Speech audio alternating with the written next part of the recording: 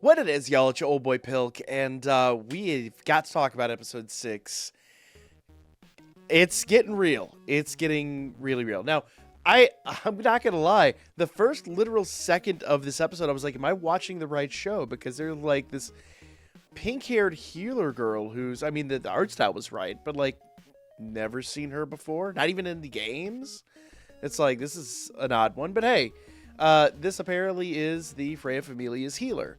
And, of course, as the episode goes on for the next few seconds, we obviously get Belle, we get the Alfric brothers, we get pretty much everybody that's a major player in the room kind of going over, like, what happened with Belle. And Belle's obviously trying to make heads or tails of how everything transpired, because, once again, he's retained all of his memories.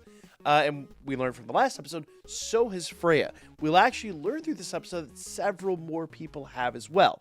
But before we get into that, you guys always want to hear the numbers, so let's talk raw numbers for this episode. And I'm going to start with story. I'm just going to give the story a just flat out 10. I always do. I'm a sucker for Omori's writing. I absolutely love the way this episode played out. 10 out of 10.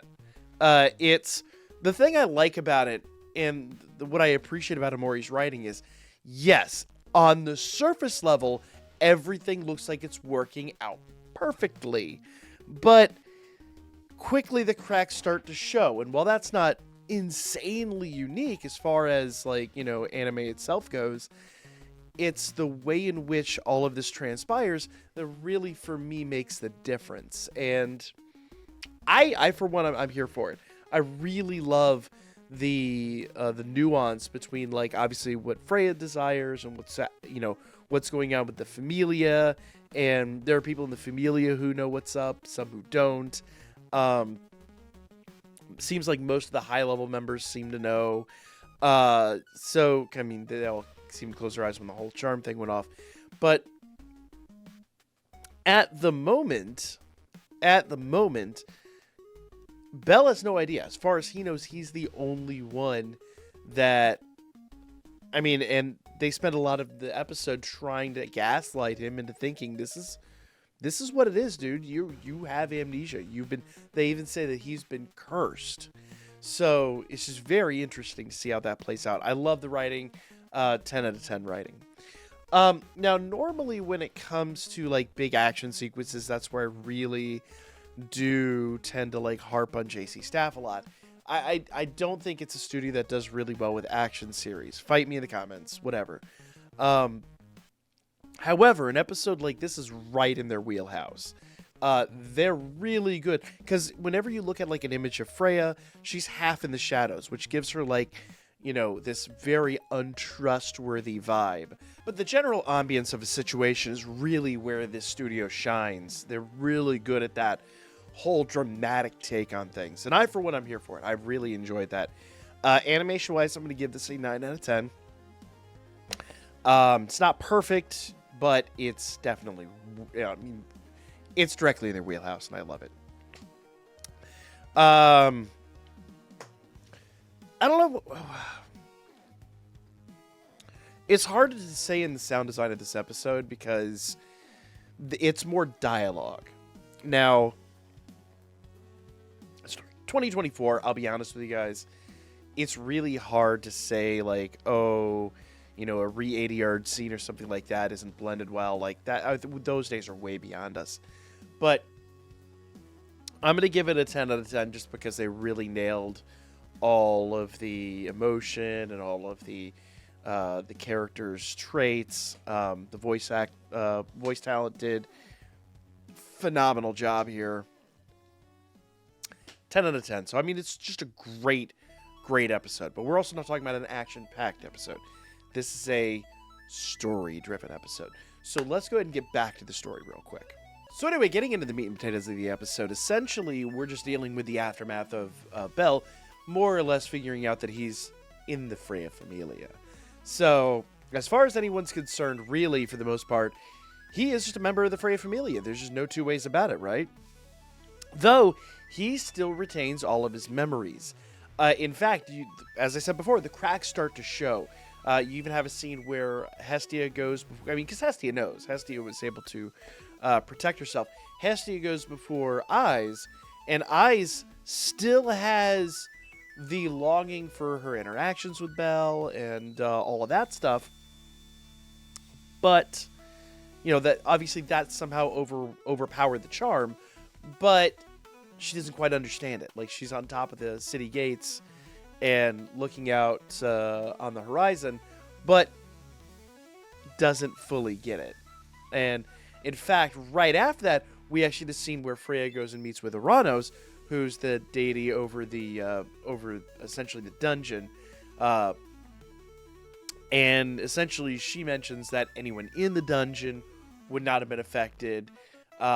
She even mentions the people in Riveria, and she's like, I have a plan for them, don't worry about it. But when she goes before Oranos, she mentions because he's essentially on his, I say throne, for lack of a better way to put it, because he's kind of, in his sacred place, that he is also unaffected by her charm. He knows, but essentially they make a pact, more or less, that they would not, they wouldn't impede one another, more or less. And which is really interesting, because after she leaves, Fels comes out, and Fels is like, oh, so I'm charmed too? And yep, absolutely, 100%, completely. This is just and I love the way they drew this here, because you see Fels' eyes are actually glowing inside the shadow. So it's you already see how all of that is going down. It's really, really, really interesting. But pretty much the vast majority of this episode is Belle and the Freya Familia. They actually he goes to a training session, and they're like, this is life or death, boy. Get, right? And they legit start attacking him, and they are cleaving dudes in two. They are absolutely just wrecking each other out. And he's like, this is legit a fight to the death. This is completely insane. It kind of is. I'm not going to sugarcoat it. Like, this is kind of crazy. But he's basically able to use his firebolt and his various skills to basically keep everyone at bay. And it's not surprising. He's a higher level adventurer at this point. Like, I don't think they ever stood a chance, to be honest. A lot of it is his naivety, I guess. Naivete. For lack of a better way to put it, in that he kind of doesn't want to partake in all that, right? Like, he has no desire to do that. But that's essentially how everyone's kind of determining their place in the pecking order, and people are leveling up and all that good stuff. And then after his battle, he's actually taken in by the higher level adventurers, and they all start beating the snot out of him. And this dude is cut up. He has absolutely been eviscerated. And that's when the nurse comes in, essentially heals him. One of the most poignant parts of this episode, the one that actually really got me, and it's like probably the worst moment for Freya in the whole series. And I know she's done some crazy stuff. At least up to this point, I will say. Up to this point. She uses a magical item to essentially convince Belle that she is able to change his ranking and all that, because Belle is still convinced he's part of the Hestia Familia. And so, like, he's like, look, if I'm really part of your Familia, level me up. Read my levels and all that stuff. And she uses a magical item that basically allows her to do it. It's even mentioned this is a highly rare item, totally out of the ordinary. It's basically what she got from Riveria. And so, that be that. She's able to change it, and Belle is now questioning everything. And so she makes him tell her everything that he remembers, and then she starts manipulating those memories and saying, well, this happened, but it happened this way. That happened, but it happened this way. Here's how you actually leveled up. Fabricates just a crazy number of stories. And it's actually really interesting to watch this whole manipulation go down, because it is next level. Like, gaslighting. It is crazy. And at the end of all that, she's like, I can't reach the buttons on my dress. You mind undoing those for me? And even propositions to, like, flat out smash. And, of course, Belle undoes one button and goes running out of the room because, I mean, I kind of can't blame him. I do. Actually, I totally do. Because, never mind. I'm a filthy old man. But, you know, this is an overwhelming situation. He technically only has feelings for eyes in that way. You know, this whole situation is just crazy. Completely insane. And as one thing kind of leads to another, essentially she just kind of falls down on the bed and she is giggling and she's loving it. Like, it's the chase with her. If you haven't, and once again I mentioned it before, go back in the channel, like either read the story of Freya or watch the one that we recorded from Dan Mimo. With her, it's always about the chase. It's about the difficulty to obtain someone and how that chase more or less transpires. And Belle is kind of the ultimate. Like, he resists her charm.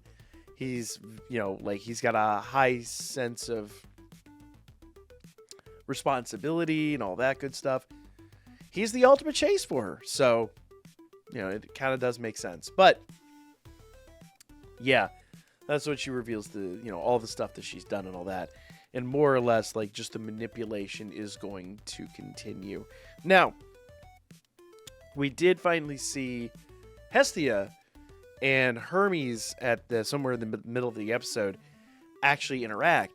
But Hestia has not revealed the whatever Hermes gave her. Because I guess she feels like the time isn't right, and it kind of makes sense. It's probably too early.